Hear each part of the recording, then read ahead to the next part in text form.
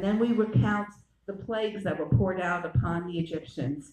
And as these plagues were poured out, whether it was the locusts or the flies, the boils, the Jews who lived just nearby in Goshen were unaffected. The first 9 plagues.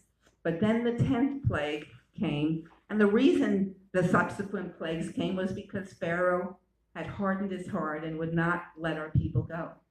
And the 10th plague was the most deadly of all, the death of the firstborn of both man and beast.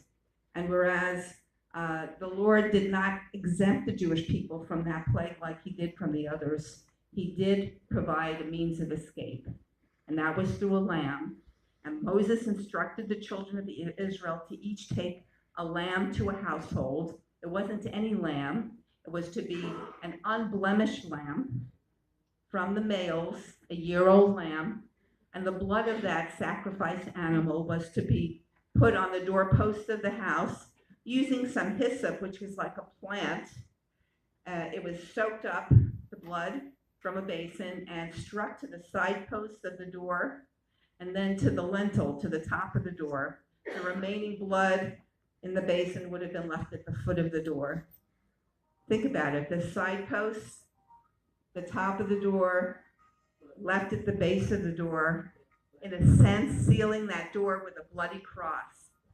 And the scripture said, and the blood shall be a sign for you on the houses where you live, and when I see the blood, no plague shall destroy you, as I strike the land of Egypt. And of course, on that night, death came, touching a household here, claiming a soul there. But wherever the blood of that spotless lamb was on the door, death passed over. Hence the name of the holiday, Passover. And we take the second cup at that point to remember God's provision. It's called the cup of plagues. And we remove 3 drops of the fruit of the vine for each of the plagues, the 10 plagues, so that we do not have a full cup to drink from. Because the rabbis say this is traditional. A full cup is a cup of joy, and we should not take joy in the sorrow of others. And so we take the second cup of the fruit of the vine, and then the items are cleared off the table so that we can have a meal. And it is quite a meal. I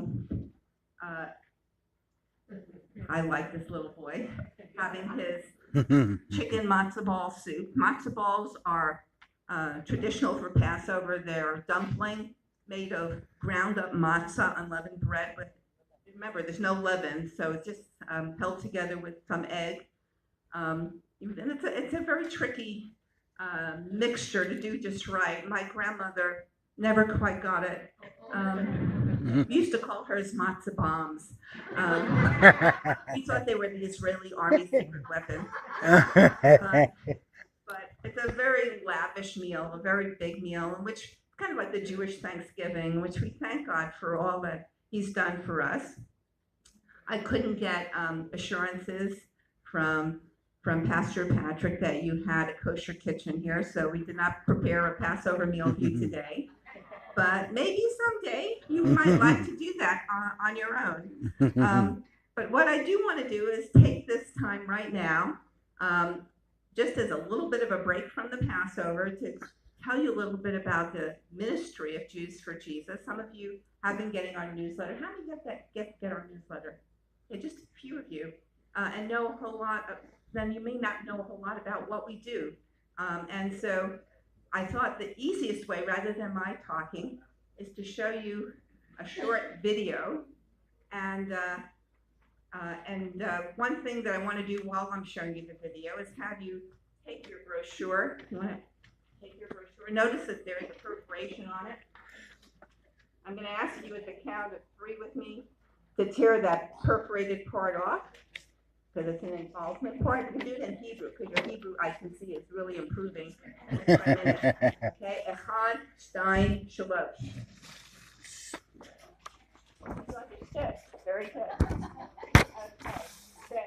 This is a way of you staying involved with us, and maybe as you're watching the video and just a little bit after that, you can take the time to just fill in your details here, because this can be put in with the offering that will be taken just a little bit later. So without any further ado,